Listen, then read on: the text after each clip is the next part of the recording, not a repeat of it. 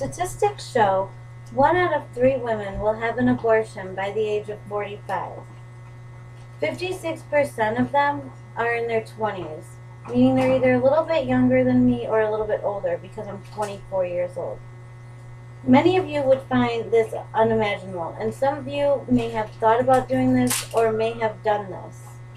People face decisions daily about their own lives, whether it be to take a medication and get better or to not take a medication and get worse.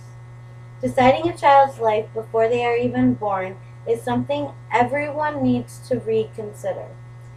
The use of medicine to remove an embryo or fetus and the placenta from the uterus is the definition of an abortion. There are 3 different ways you can have an abortion. I'm going to inform you about them today. They are medical abortions, surgical abortions, and induced labor abortions. Medical abortions use various medications to end the pregnancy. Medications such as mifepristone and misoprostol. I will inform you more about these drugs in a few moments. According to a story I found on a girl who had a medical abortion, she started vomiting 2 hours after taking the first medication for her medical abortion. She became weak, dehydrated, and frightened after vomiting over 50 times, hardly being able to walk or talk. The pain was horrifying. Risks such as these ones, she stated, are common when having a medical abortion. You must be informed about these risks before going in for some type of procedure like this. Mifepristone is a drug that blocks a hormone called progesterone. Progesterone is needed in order for a pregnancy to continue. Misoprostol is a prostaglandin medicine used to terminate a pregnancy by starting labor. Mifepristone and misoprostol are the most common medications used for a medical abortion. According to the Food and Drug Administration, or as most of us know it as the FDA, since the approval of mifepristone in September of 2000, there has been about 8 deaths that they know about. The 8 deaths were caused from serious infections after having a medical abortion and taking the drugs mifepristone and misoprostol. The FDA claims they do not know 100% if the drugs cause these deaths, but the medications can cause serious infections. The FDA will not recommend preventive antibiotics until they have more specific information they could use to do so. I find it unimaginable that you can get a little tiny infection just from getting a cut, and they'll put you on antibiotics to make sure it doesn't get worse. Why wouldn't they do the same if they know that mifepristone and misoprostol can cause serious infections that could cause death, but still the FDA doesn't find it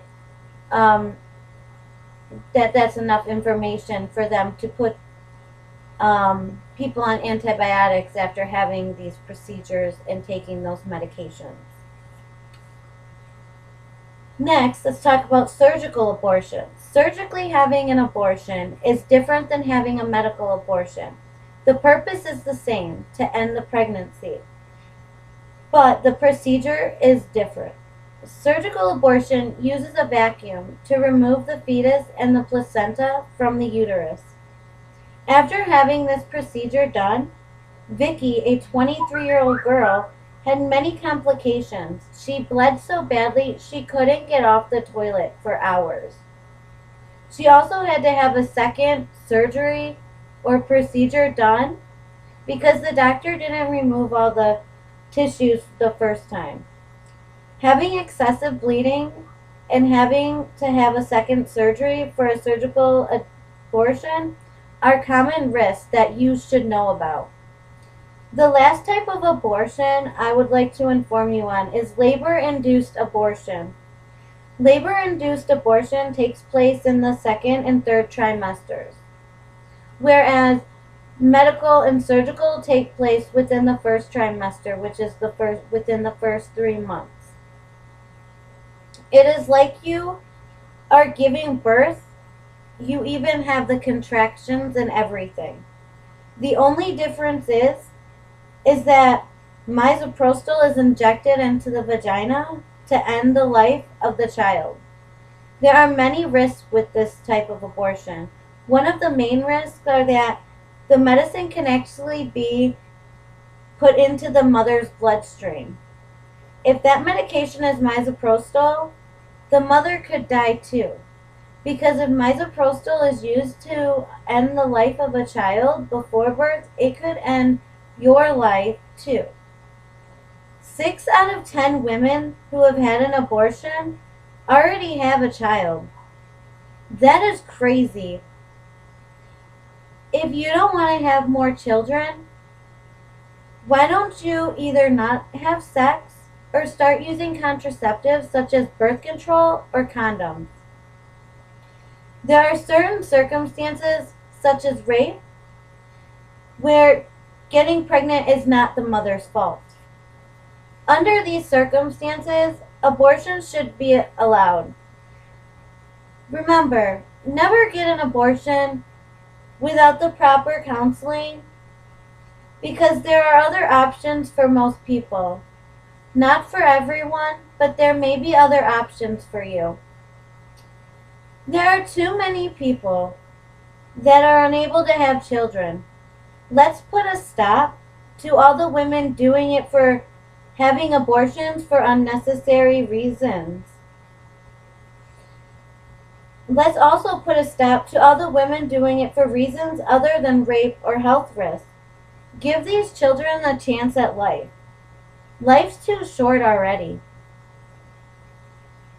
I would like for you to sign a petition with me.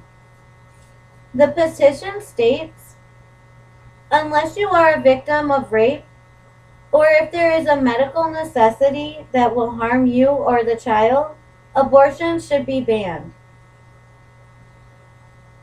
Understand that abortions are dangerous for women, and we need to put a stop to the abortions that are unnecessary. Thank you for your time, and remember, take a stand and sign my petition.